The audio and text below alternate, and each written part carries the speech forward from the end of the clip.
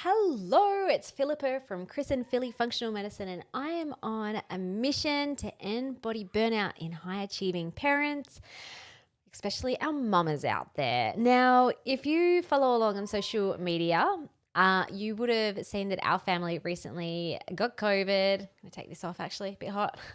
We all got COVID. That was a fun experience. Quarantine was even funner. And anyway, I put up a few posts as we went along, but I had quite a lot of people ask me questions about how we got through COVID, what do we do to help with immune system and recovery, and also how do we get through quarantine. So I wanted to do a video today just going over some of the things that our family did. Now, first of all, though, I want to acknowledge that not everyone experiences COVID the same. So we were fortunate. We had mild cases of COVID. In fact, my daughters didn't even have any symptoms. And I'm well aware that there are people who are not so fortunate. So my heart and my thoughts go out to you if you have experienced loss due to COVID, or if you're struggling with long haul COVID, which is also a real thing. On the other hand, I feel like the more people that share their experiences around COVID, because a lot of people are getting through it just fine, the less fear we can experience during this pandemic, and there has been a lot of fear. So I guess my aim is to reduce that fear. So first of all, COVID onset. Who got COVID first? When did it happen? How did it feel? So Mama went down first. I believe, so I'm going to talk about days of the week. So I actually tested positive on a Wednesday. I believe I was exposed to COVID the Friday before. There was a social contact. I mean, it could have been anywhere though. Who knows where you're picking up infections these days? It's kind of everywhere. Anyway, but over the weekend and on Monday, I felt fine. On Tuesday, I probably felt slightly a bit off, maybe a little bit of an irritated throat. Nothing to be too concerned about, but knowing that, which I later found out probably on that day, that I may have been exposed to COVID, and also the fact that the kids are starting school the next day, I wanted to make sure that, we didn't have COVID. So I did a rat test with everybody. We were all negative. And anyway, continued on the night.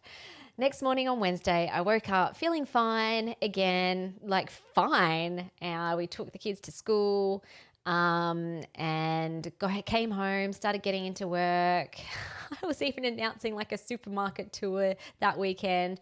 And then around lunchtime, I just started feeling really off, really tired. My body started feeling achy. I started getting hot and cold chills. It was obviously like the fever, my body fighting off COVID. I had COVID.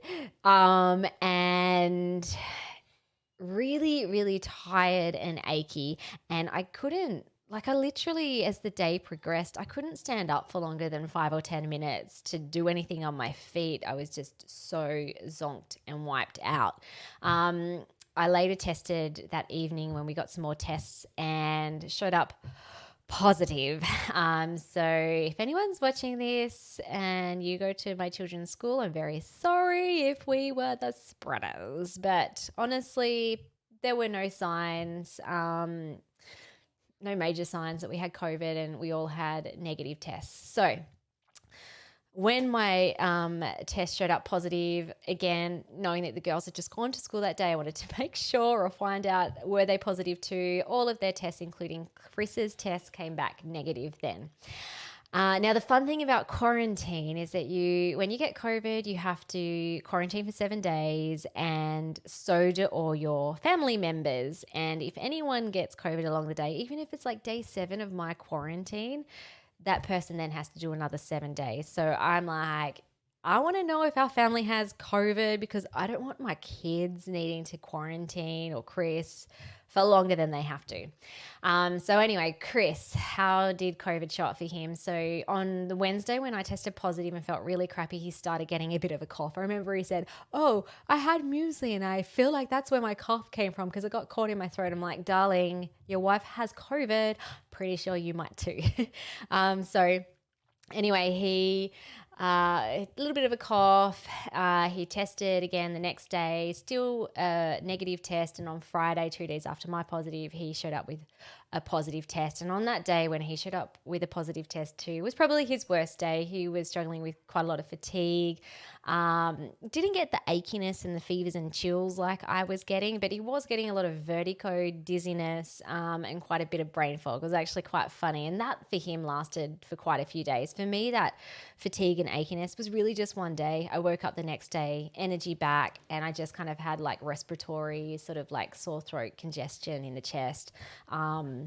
For the next week. I mean, even now, I think we're probably on day 12 since I tested positive, still a little bit congested and nasally with a little bit of a lingering cough. But anyway, Chris struggled with a bit more brain fog and vertigo.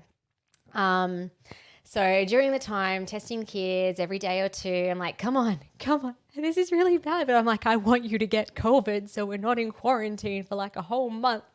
And sure enough, on Sunday, so 2 days after Chris tested positive, Elsie tested positive, and 2 days after Elsie, which was a Tuesday, Poppy tested positive. And kids, luckily, fortunately, they were pretty much symptom free. I would go so far as saying asymptomatic. Elsie had a bit of a random cough every now and then, but I kind of feel like that actually wasn't COVID related.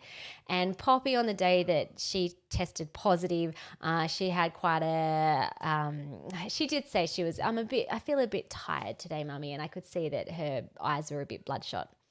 Um, all right. So anyway, that's the onset of COVID. Oh, just a little side note around like the experience of COVID. So mild COVID doesn't necessarily mean that you just have like a slight cold or a slight sniffle. Mild COVID in medical terms means that you're not dying and you don't need emergency medical support. So if you have COVID and you feel like death, you feel like you can't get out of bed, you're so fatigued, you're feverish, you're achy, a doctor will tell you have mild COVID and stay at home, which is, fine and safe to do. But just that language around mild COVID, it doesn't necessarily mean that you will get through with like only the slightest symptoms. You might actually feel quite yucky. So what did we do to support recovery? So there were a few things: rest, rest, rest, rest. I think anyone who's had COVID or anyone who's, struggled with a flu-like infection, rest is best. Rest is medicine. It was not a good time for our family to get COVID. We're actually in the process of putting our house on the market. So I was doing massive big spring cleaning. I had like a big to-do list of all the things that I needed to do to get the house ready. I'd also started that week when I tested positive, a book building course. So I'm writing a book in 60 days. The working title is Healthy, Happy Mum, How to End Body Burnout for Good. That may change. Probably will change. But anyway, so there was lots going on. And rest for me was just doing the bare minimum. So when I felt fatigued, felt crappy, I did what I could. I did what I needed. I actually got a good start on writing my book because I could lie down in my bed with my laptop and kind of just punch out ideas. Luckily for me, I didn't have brain fog. It was just like that physical achiness and fatigue. Chris, on the other hand, is very good at resting. So he was vegged out a lot. He napped a lot. He played Xbox a lot. My pet hate, but anyway, it makes him happy. And also just prioritizing sleep was a big one for me. So making sure I went to bed, asleep by 10 p.m., which is my usual nighttime routine, but allowed my body to just stay asleep and sleep in until I was ready to get up. And for some mornings that was around 8 a.m. or 9 a.m. Luckily our kids also and not super early risers. So I had that privilege that I could just let my body sleep for as long as it wanted. Another thing that we did, we used lots of different immune supporting supplements to help speed up recovery. On the day that I felt really crappy, I kept saying in my head, get up, Philippa, get up, go down to your clinic, go down to your office and get the supplements. They're all down there, and start taking them. But I had no appetite. I felt crappy. I had no motivation to get up off the couch. By the end of the night, I got my act together. I'm like, okay, come on, you teach, preach, do what you preach, or whatever that saying is. took all the supplements, and I don't know if it was just the duration of the fever and the COVID infection. Maybe I was destined to start feeling better at that point, but I do feel like as soon as I took those supplements, within that hour, I felt less inflamed, more energy. I felt like my fever was actually coming down. So that was pretty cool.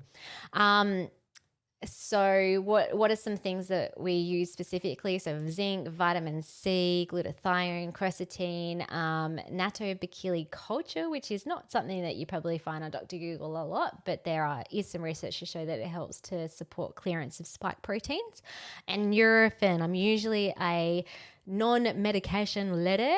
I try and stay away from painkillers, but that night, on my bad fatiguey, achy day, I could not sleep. I was tossing and turning. It was midnight. I'm like, I've got to get sleep. Sleep is my medicine. So I chose Nurofen so that I could have sleep, and I had a lovely deep sleep after I took the painkiller.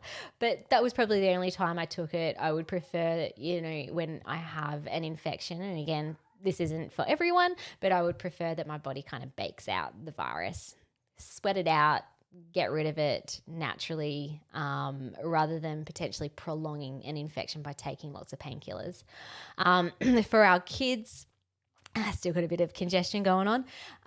For our kids, I didn't do anything too anal. I mean, if I had the supplements out and they were around and they wanted to take some, I would give them some of the immune boosting supplements, but they were doing fine. They felt fine. So I didn't feel it was necessary to overload them with lots of supplements. Now, if you want like specific dosages for adults, children, specific brands and products that I would recommend, I do have a COVID infection course, which I will put a link to underneath this video. So food was also really important for my recovery. I was craving warm, nourishing things. My beautiful mama made me a yummy chicken and veg soup. Also, my parents' friends who I've never met also sent us up some like a beautiful chicken curry with lots of veggies. I was also craving big time kombucha, water, kefir, like those nice tart, cold, yummy fermented drinks, which I drank like a bottle or two a day. Made me feel good. Plus, it was just filling up my gut with all the good immune modulating microbes in the fermented drinks. And my mum also made me this amazing immune boosting tea. If you head to my blog, I'll have the recipe there, but it was a combination of rooibos tea, lots of lemons, raw honey, cinnamon, cloves, ginger, and like chunky pieces of root ginger as well. Delicious.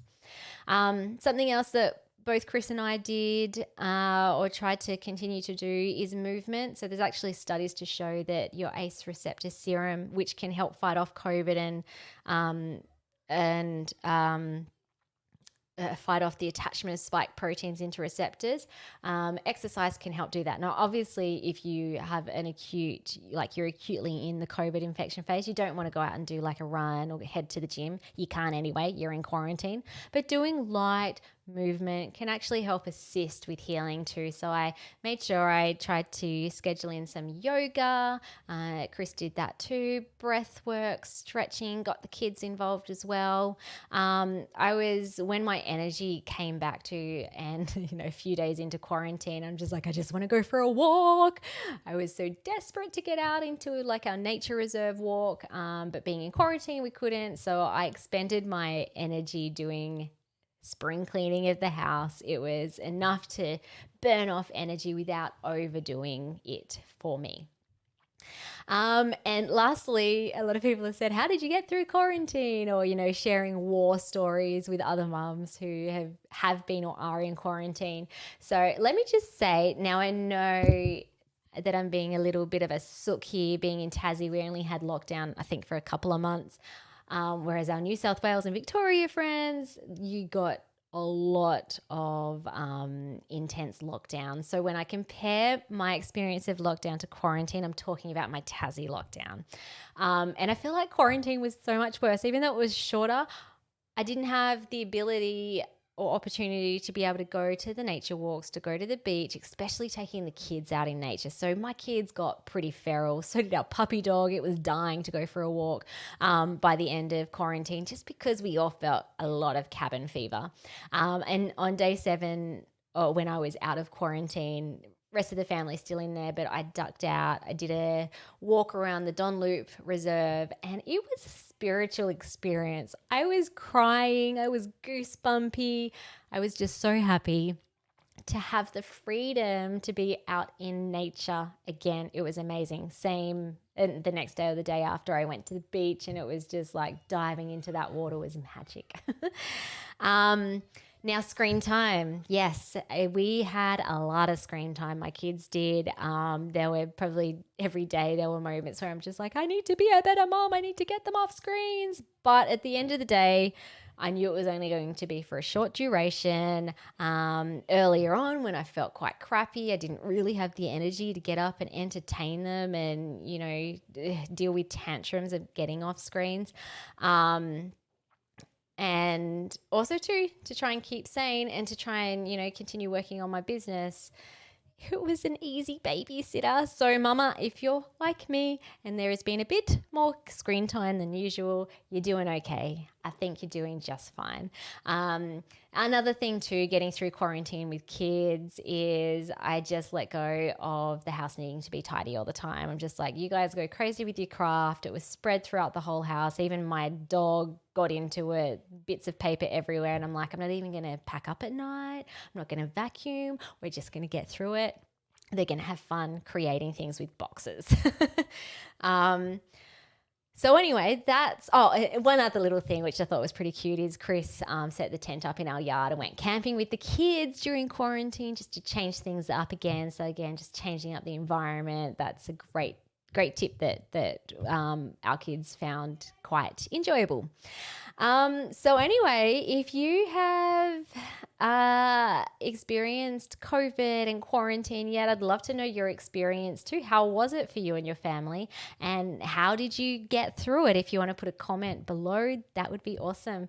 But we really are all in this together. I know that was a phrase thrown around during initial pandemic time, and although there's different things that are separating people, we're all experiencing this. Let's share our experiences. Let's commiserate. Let's share tips. Let's cry to each other. It's all good. We'll get through this. See ya.